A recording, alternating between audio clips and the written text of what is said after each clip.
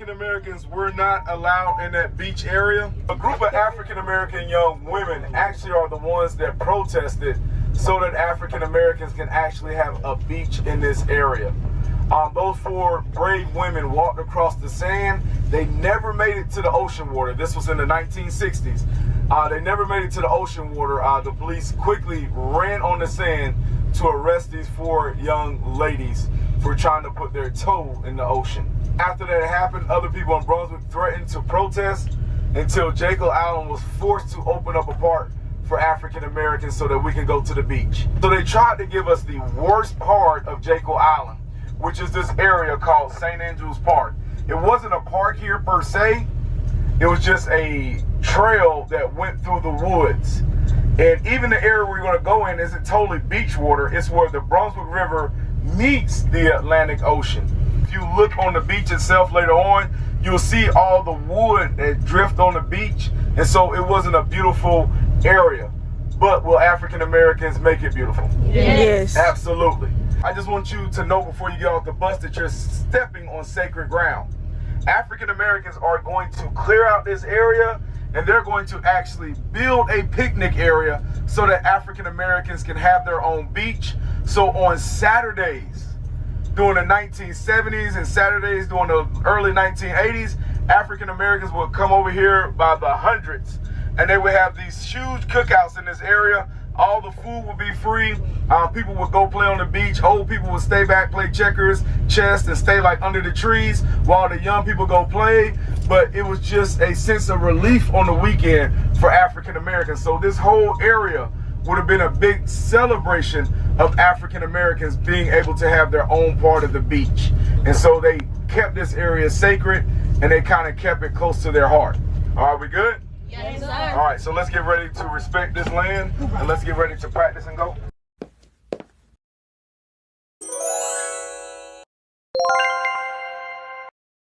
My name here is Lucius Williams, but in Africa, I Umwala. I born in Guinea, not far from Liberia. I just 10 years old when I sent by my father to pick some pindas, what you call peanuts, for my family. Walking through the woods, two large black men come from the bushes, bound and carry me off into the dark. I cried terribly, so they gagged me. We walked for days and arrived at the coast. There, for the first time in my life, I saw a white man. I even more frightened at the sight of these strange men than I was when they captured me. I was sold the next day, found myself shut away in the bottom of a boat. The voyage over had many untold terrors. The ship met a great storm, and for days the hold was fastened up, and many of my companions died from the sick air. The conditions were so horrifying. Death often seemed better than our sufferings. There were a number of men so furious with anger, they had to be kept in chains. I was kept by the Lamar family until the war. Now I live in the lower part of Aiken County near Savannah River. I am not lonesome here. Many of my countrymen from my old home live near to me, over on Senator Ben Tillman's place. We often met and share stories of our dreams of home. The dancing here is very much like in Africa.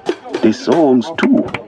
When I hear several voices singing in the field together, it carries my thoughts across the ocean to my old home and to the memories of my youth.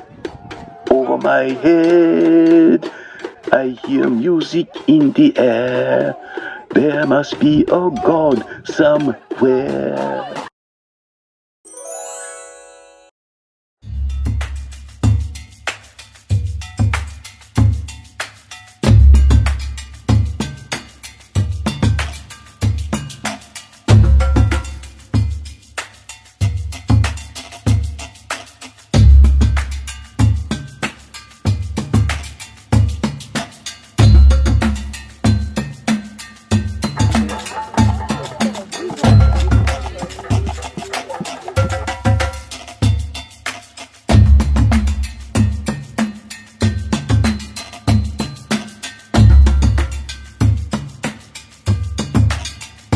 All right, now, here we got a mask. It is from Kenya because it's made of wood.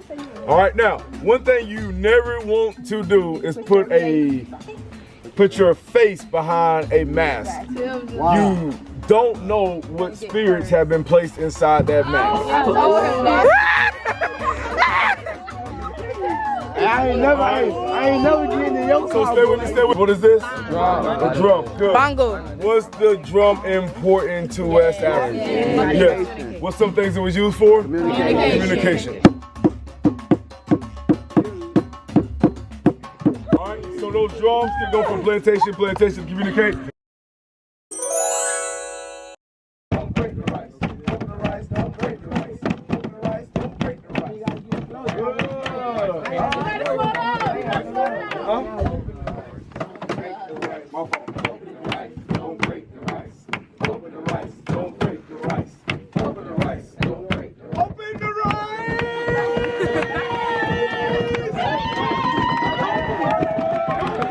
Let me hear that gullah come out again. Let me hear that beat again.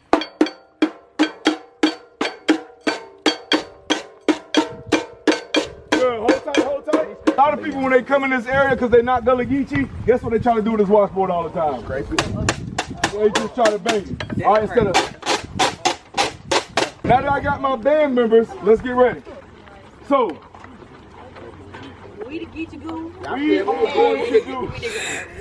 We're going to do a traditional ring shout dance. All right, let's go. Let's go. Hey, make a circle. Let's go. Make a circle.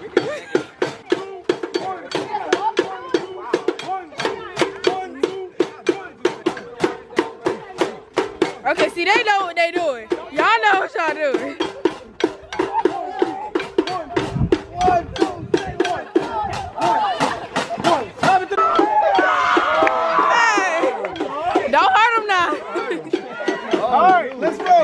Coach would have hurt him.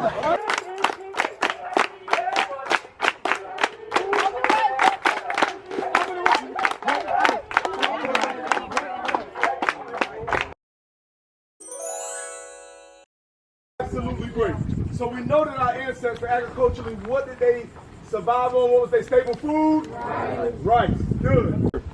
We'll go past the field and try to grab as many seeds as they could. We know 100% with certainty that okra came from West Africa. Women took those seeds and they would drop them into their hair and they would braid their hair with thick braids to keep those seeds in their hair. Originally, them buckra come over here, them boys see them okra, and them boys said, we don't eat no okra. Okra too slimy for us, we ain't gonna put that in our pot. Now, the Gullah Geechee people eat okra. Yeah. Absolutely. It's African American women who were chefs who figured out a way to fry okra, who figured out a way to put okra in a pot with tomatoes and a little bit of rice and a little bit of sausage to make it happen right. A plantation used to have to move from acre to acre to acre because they would exhaust the soil. It is your ancestors, West African scientists and chemists, who brought the idea to the Americans about rotating crops. It's the West Africans who taught Americans that if you plant something that's going to take from the soil, such as rice, such as cotton, you then had to plant something that was going to stay in the dirt to put the nutrients back, such as peanuts. So when West Africans start to plant those peanuts, them buckra told them boy to throw them things where? They originally boiled peanuts, they would put stuff in there such as potatoes, sausage, corn. Them boys put shrimp in there. Them boys used a lot with curry powder and everything else. The Gullah Geechee people are the first people in the world to ever come up with the low country boil. Raise your hand if you heard about the low country boil before. That's your ancestors. The Gullah Geechee people are the first ones. They put us on ship for shrimping because shrimp was worth a lot of money if you could salt it out. So as they dropped their nets and they pulled up shrimp, they also pulled up blue crabs. So they told those West Africans to throw those blue crabs back. Are they gonna throw them back? No. No.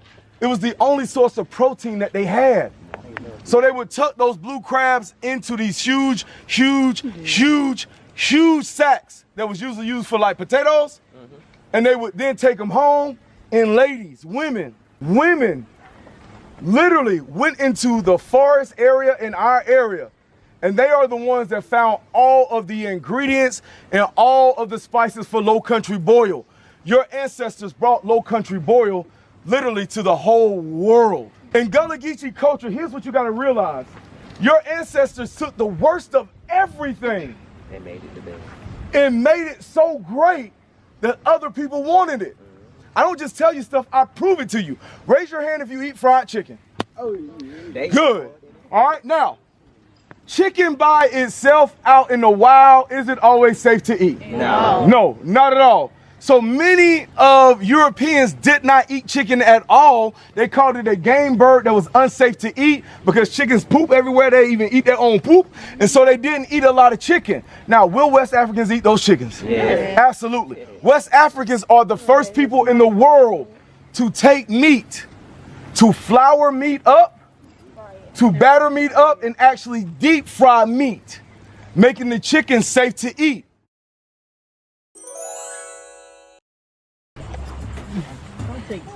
I want to put it in some rice. I want some rice. No, don't take the rice. Now y'all finna eat some. Right, everybody gotta get some. They finna eat some rice. What is this? Yeah. You get some. We're throwing it to remember.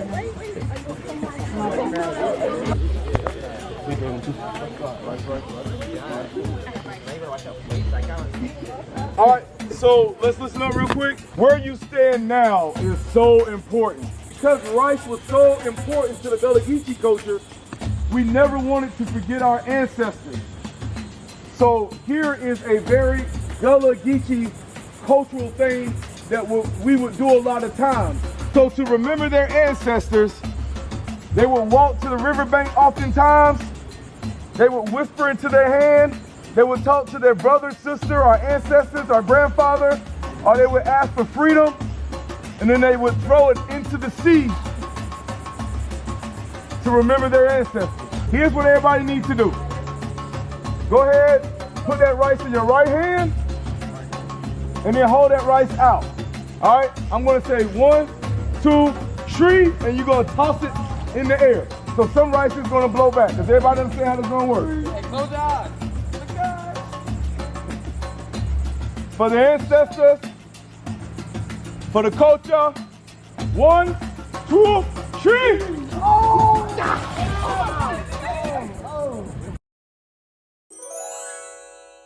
Greetings. Greetings, greetings, greetings. Greetings from Ghana, Ghana, Ghana, Ghana, Ghana. The first kingdom of West Africa, located in sub-Saharan Africa, sources of gold and salt, believers of Islam, owned by the ancient spirits. Ghana. Greetings from the kingdom of gold, the great descendants of Master Musa, the greatest ruler the world has ever seen. We follow the Quran, keepers of half the world's gold, the richest kingdom in the world. Greetings from Sangha! West Africa's greatest trade kingdom. Sangha! Navigators of the Niger River. People of the rainforest. Sangha! Children of Sunny Ali. Followers of Islam. Sangha! Sunny Ali. Sunny Ali. Go Kingdom. Mesa Musa. Mesa Musa. Mesa Musa. Hey! Hey! Hey! Hey! All together now. Sunny Ali. Hey! Sunny. Hey! Ali. Hey! Sunny. Look for the old tree. Oh yeah, Mom. Look for the old tree. Oh yeah, Mom. Look for that old tree. Oh yeah, Mom. People keep it coming, man. Jump, jump that creek. Oh yeah, Mom. Jump, jump the creek. Oh yeah, Mom. Jump, jump the creek. Oh yeah, Mom. People keep it coming, but the tree. I'm gone. Get me the freedom. Oh yeah, Mom. Take me the freedom. Oh yeah, Mom. Take me the freedom. Oh yeah, Mom. People keep it coming, but the train done gone. Let's go.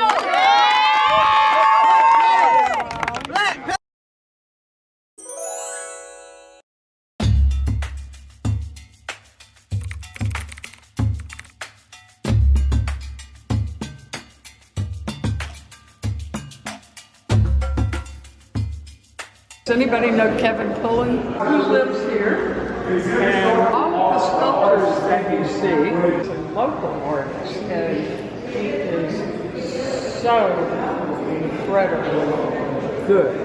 And I want you to come around and look at the back of this. Oh, shoot. Because Kevin believes that a piece of sculpture shouldn't be seen from just the front, but also from the back. And he uses the back to finish telling the story. And if you are familiar with Tom Sawyer and Huckleberry Finn, these are the characters. Look at these two posters here. The first thing I'm going to ask you is, are these realistic posters? Yes. Is there something about them that doesn't seem realistic?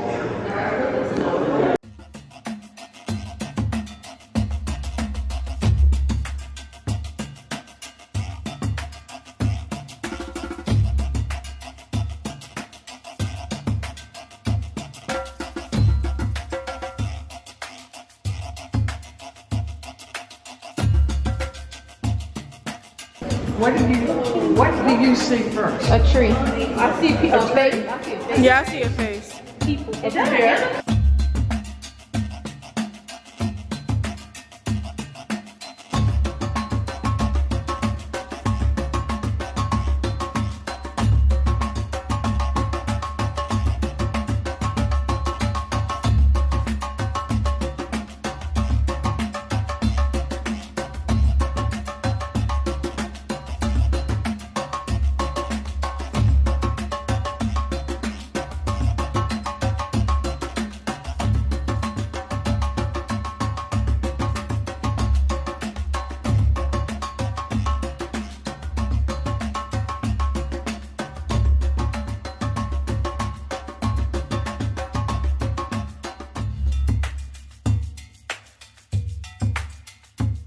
We've got the statues here in the museum, the one who has the bust everywhere, and Clinton Academy all around everywhere, all on the island. I'm just hearing about the exhibits. All right, I want to introduce to you, Mr. Kevin. Now, I will say this, it's not oftentimes you go to a gallery where you actually get to meet the artist, so this is extremely special. I'm going to tell you what's special. I walked by, I just kind of heard that buzz. And I said, who's at the gallery? Came to the story. And all of you are here. And God is my witness, Jesus is my Savior. I will tell you, that was my dream for this place. To walk in here one day and see this. I'm nobody. I got the privilege of having my stuff find a home in here. But to share it with you all, and to have you here in this number, this is unbelievable. You fulfill the dream that I can only hope to have. And just to kind of give you an example, a lot of art that you're looking at, you see in here, it's legacy stuff. There's some people on the walls over here right now who had careers in art, careers period, and they gave it all up. They gave it all up so that I can have a chance to have my stuff. But to see you out here to show up for your culture and be the next generation of that is amazing. Let me just fulfill something with you and ask you, please, if there's a piece of art that you do, please continue doing it. If you are a songwriter, if you are a poet, if you are a musician, if you are a dancer, if you are a singer, if you've always wanted to be and you've never sung a note, please go ahead and go in the world and do that. But your culture is about that.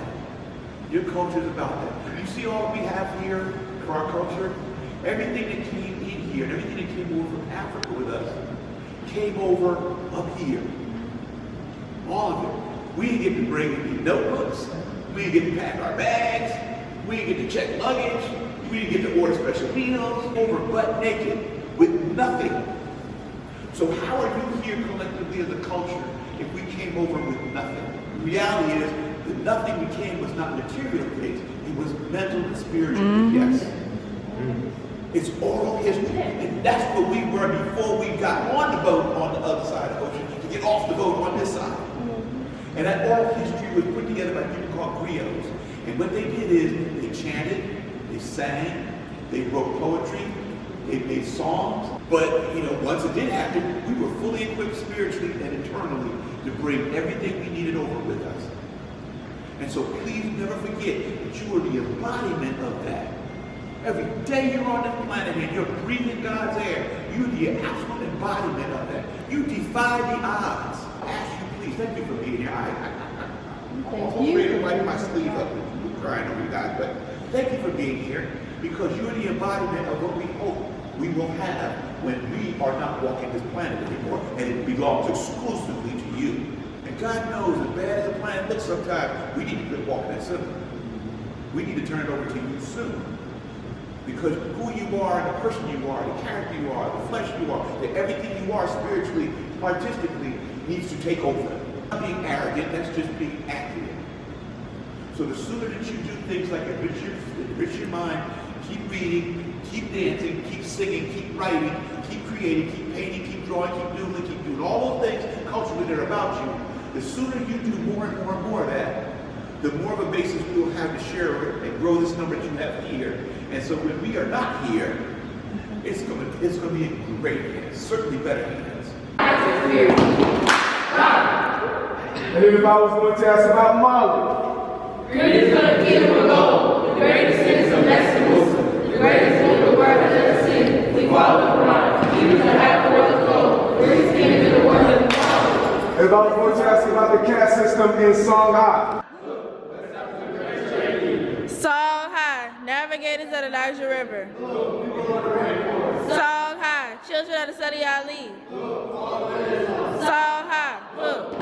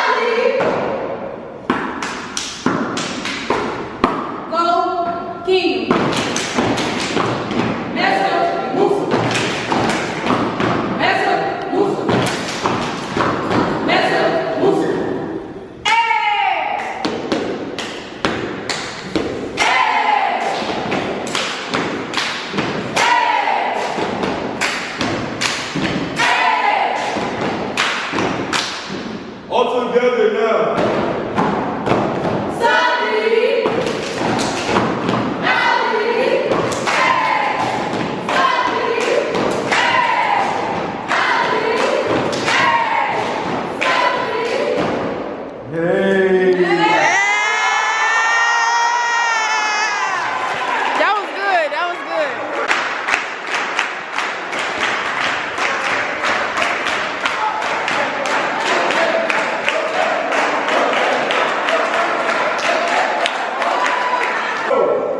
Let's go ahead and thank all of our hosts. We have to go ahead and start getting back and load up the bus. So let's go ahead and thank all of the hosts real quick. Well, we appreciate y'all so much on behalf of Brother God and African American Studies. This has been absolutely wonderful and we appreciate it. And we look forward to heading over to St. Simon's to see some more pieces in those exhibits over there. All right, and we got the butterflies. We look like a whole music video right now. We look better than Tubi.